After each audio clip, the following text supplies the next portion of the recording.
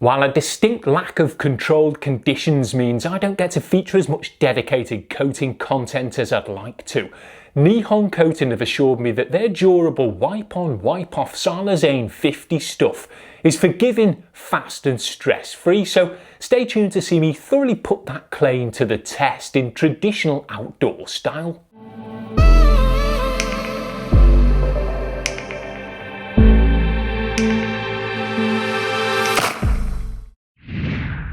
So the finicky nature of ceramic coating application and the controlled conditions required to get the best out of them generally deter me from coating cars on camera. But I thought this durable 2-coat Nihon kit, which you can currently get 15% off the cost of with the code GURU15, sounded interesting, as despite providing up to 5 years worth of 9H swirl resistant protection, still boasts a pretty foolproof application process that aims to eliminate stubborn smears, unsightly high spots and fussy flash times,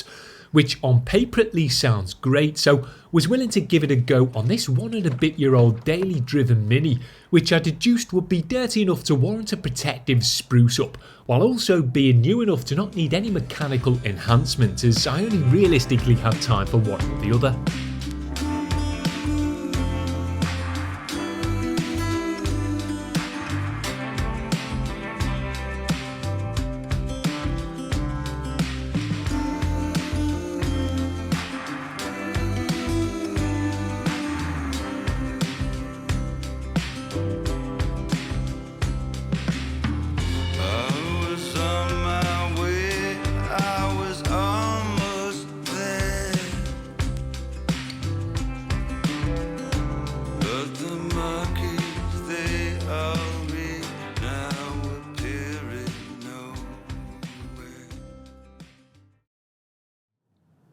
Now, being a polysilazane coating, it differs slightly from a silicon dioxide one in that it primarily cures from natural exposure to environmental moisture rather than requiring a narrow window of carrier solvent evaporation. And although being a simple microfiber towel applied wipe on wipe off type product, there are still a few things you need to do to ensure you get the best out of it, including adequately prepping the car to be coated.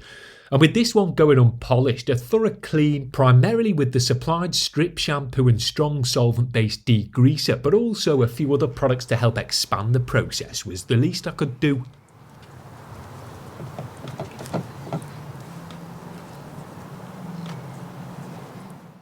Although I'd primarily be focusing on the ocean wave green coloured paintwork here, I kick-started the prep process with a wheel clean, partly because a freshly protected body wouldn't look right sat on soiled wheels, but also because the Nihon coating can effectively be used on them too, so made sense to set aside at least a bit of time for a clean up front, so that if there was enough product left after tackling the rest of the car, I could also go on to wipe the wheels over with it. But feel free to just treat yours to a straightforward shampoo if you prefer to more productively focus your protective efforts on the car's body instead.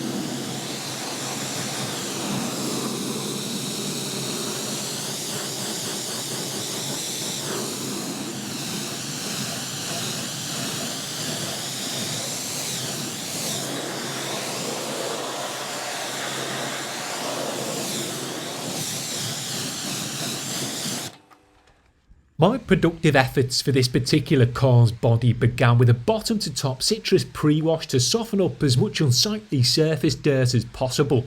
rinsing that off as soon as it had been generously applied to prevent it from drying in the sporadic spells of sun, not bothering with a snow foam over the top, as other than make a mess and get my socks wet wouldn't do a great deal in terms of deep cleaning. Then, once thoroughly pressure rinsed off from top to bottom, which was done in a fairly hasty but still methodical enough manner, went on to thoroughly contact wash the pre-cleaned surfaces with the supplied shampoo and a microfiber wash mitt. And while you can use a formulation of your own choosing if you prefer, you need to ensure it's one that's free from any protectant or gloss enhancing ingredients, as you're looking to strip back the surface here, not add anything that might jeopardise the adherence of the coating. But either way, this stuff, despite not being particularly sudsy, still served to strip back the majority of loose dirt, leaving only a few light tar spots behind, which I was hoping the gifted degreaser would take care of.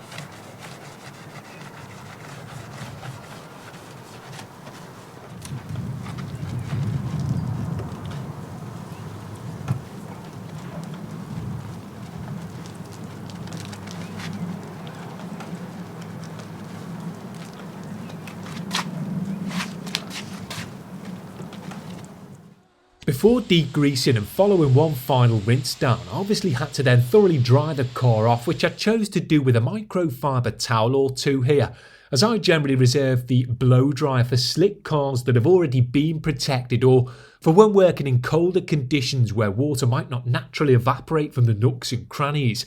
And Nihon do make specific mention of paying particular attention to those kinds of areas when drying, as any water subsequently coming into contact with the polysilazane coating during application can cause it to fail. But with the weather being warm, the solvent based wipe down still needing to be done and a quick lunch break due prior to its application, I was confident the car wouldn't still be harbouring any water by that point. But if you're not, then by all means publicly blow dry your cracks and crevices instead.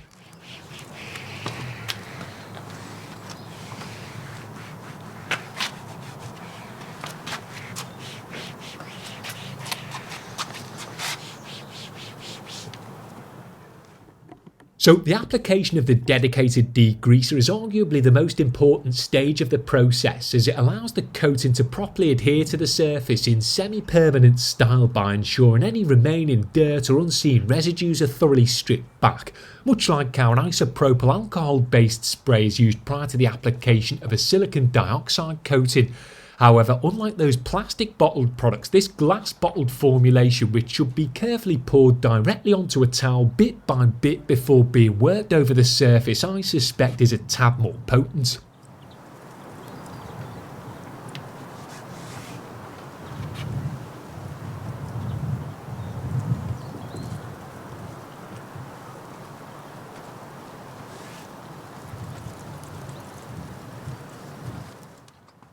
Now, because I wasn't going to be polishing the paintwork here, I also wouldn't be claying it, as coating over the marks that I'd leave would obviously be completely counterproductive. So it made sense to instead spend some time gently teasing off any light tar spots that the pre-clean and contact wash alone hadn't shifted, and generally just ensuring all surfaces were as clean as they realistically could be for a driveway jobby. And while an old-fashioned direct-to-cloth application like this can lead to spillage if you're not careful, on a blustery day like this saved a certain amount of product that would have otherwise have been lost to overspray, so the recommended direct decant actually proved more economical overall.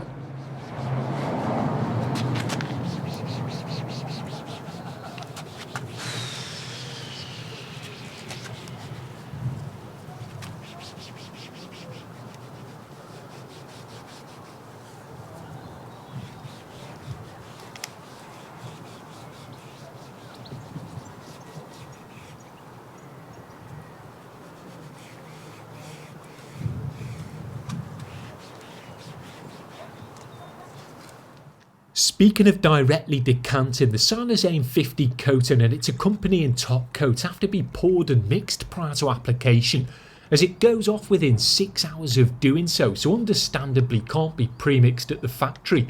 But aside from serving to get your nosy neighbour's curtain twitching over your chemical antics, having to do so also illustrates how eager the different chemical constituents are to build solid bonds with each other rather than separately float about in a plastic bottle waiting to be periodically spritzed, which in theory should translate to a tough protective barrier that not much can break down.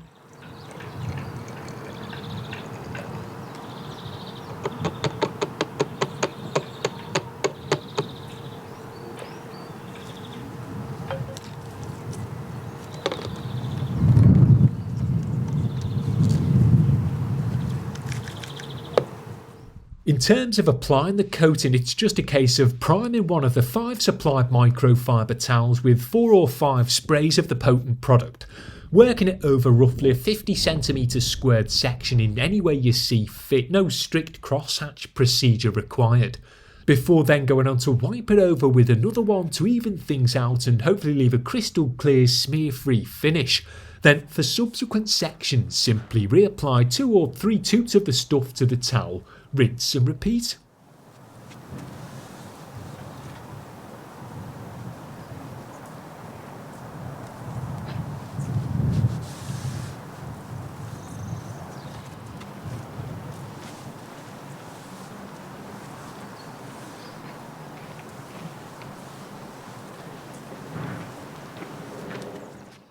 While it shouldn't feel excessively grabby on the surface, it also won't feel particularly slick at this point, as it's the subsequent application of the top coat that thoroughly slickens things up. And when wiping each section over with the second towel, you're not looking to heavily buff back what you've just applied, but rather gently even it out, although to be honest, for me here, the first towel seemed to do the bulk of both application and levelling in one fell swoop, so the second going over was mostly just routine and for the sake of illustration. Something else that was routine was the fact I was applying the Silazane 50 in the direct sun, which if possible should be avoided, but I was pleasantly surprised by the fact it didn't seem to be fazed by either the warmth or the wind, which often can't be said for far less potent products. So while I wouldn't necessarily recommend it, it's always good to know that the stuff you're using will generally remain stable in uncontrolled conditions should yours unexpectedly shift. But either way, I finished up this initial treatment with a once over of the awkward wheel faces before temporarily downing towels prior to the concluding top coat application.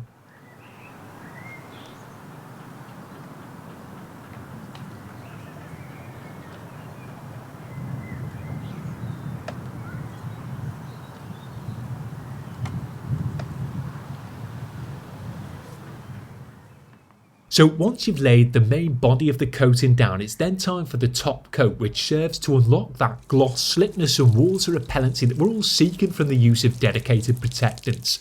And because it should be applied pretty much straight after the base coat, need to ensure you have adequate time and energy to apply both before committing to doing so, because if you end up half-arsing one, then neither will work. And while it took me a good couple of hours all in, if you're not faffing with a camera for the sake of a video, then this fairly straightforward wipe on, wipe off procedure shouldn't realistically take any longer than the time required to apply a far more superficial protectant.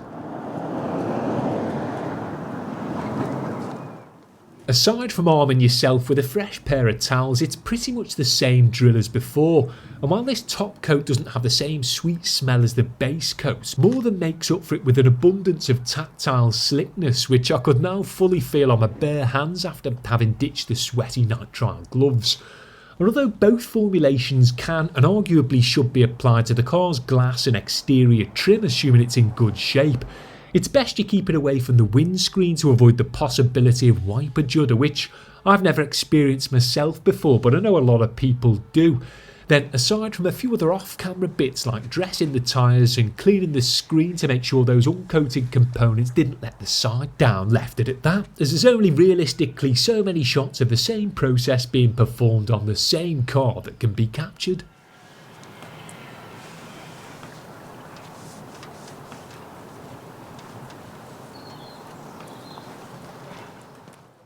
So as someone who for the most part has to clean, enhance and protect cars outdoors, I've always swayed towards products that prioritise user experience, which up to this point at least has generally meant sacrificing a bit of durability. But if this refreshingly easy to use and seemingly resilient offering from Nihon holds up its long-term end of the bargain, which I've got no reason to believe it won't, then that sacrifice could well be a thing of the past. Now, although this metallic green Mini was only just over a year old, the poly Silazane wipe down still helped to inject more life than it left the factory with. And while you should ideally hold off washing a treated car like this for a week or so to ensure you obtain a fully cured, swirl resistant finish, it'll still be rain ready in just 30 minutes, meaning you don't have to worry about a change in conditions spoiling your hard work. But rain or shine, if the faff of a traditional silicon dioxide based ceramic coating puts you off trying to protect your car long term, then this Nihon stuff, which boasts the same benefits without any of the drawbacks, may well be worth a spritz, especially considering you can grab the complete 2-coat kit for 15% less with the code GURU15. So check that out via the links below and let me know your Silazane related thoughts in the comments.